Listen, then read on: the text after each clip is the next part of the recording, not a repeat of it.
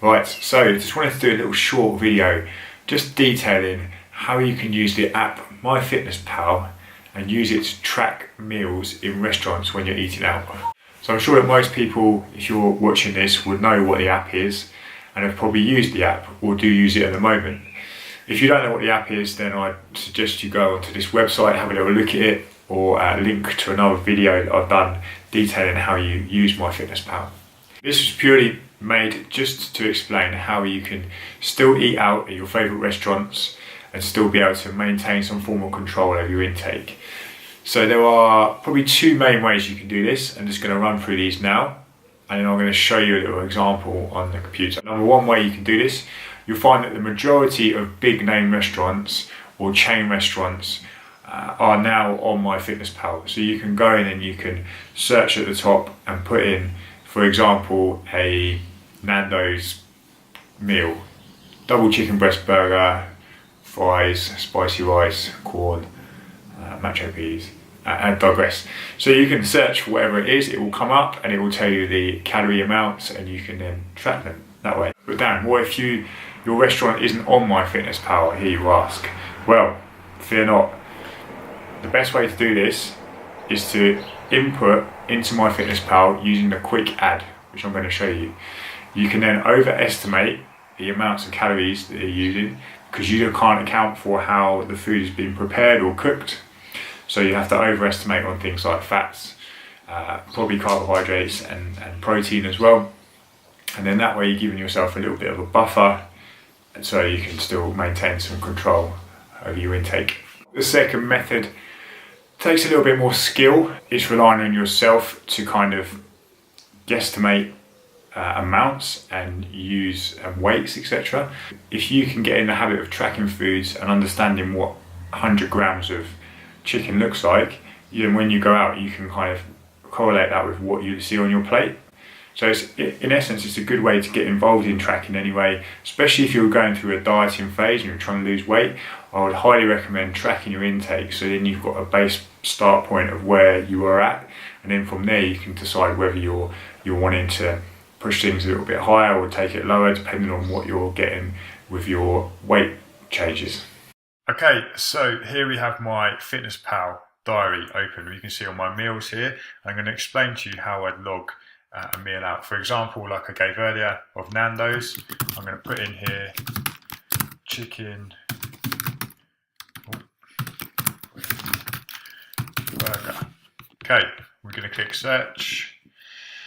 Brings up these. Okay, so now you want to look for the one that is relevant to what you're trying to search for. I would click on here, chicken breast burger UK. Be careful when you're looking at these because this one here, if you click it, it's got 380 calories. If you look at the nutritional info, there's nothing in it, so it's not giving you any other nutritional info apart from the calories. So if you want to be a bit careful with what you're logging, make sure everything's on it. So if I click chicken breast UK, nutritional info, it's got everything on there. Okay, so I'm going to then add that to my food diary. And there you can see, all on, all logged. This works exactly the same when you're using the app on your phone. You'll just go in, type in the search box, Nando's chicken breast burger, and it will come up. Again, making sure you connect the right one to it. Okay, so second option, so you can't find your restaurant where you're eating out on Myfitnesspal. So go into here again, quick tools. So on your phone, it will be under quick add, and then you'll go into quick add calories. Now on here, you can put it in whatever meal you want, and you can either just add in a total calorie amount, or you're guessing on the carbohydrates.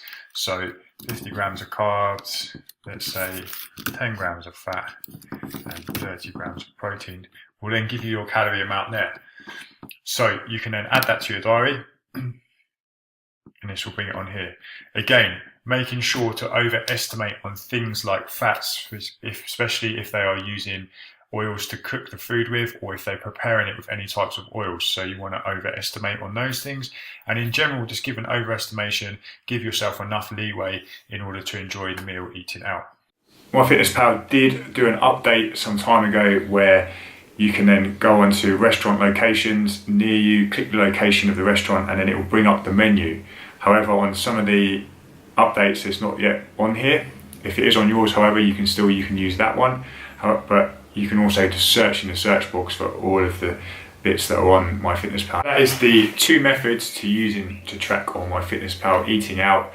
So you can either log it if the restaurant is on there, or you have to use a bit of guesswork in order to estimate the food in front of you. The second option does obviously take a little bit more skill, and it's not a bad thing to get into if you can start to try it out yourself. So if you make yourself a meal, roughly try and guess what the calories are and also each of the macronutrients in terms of using a guide.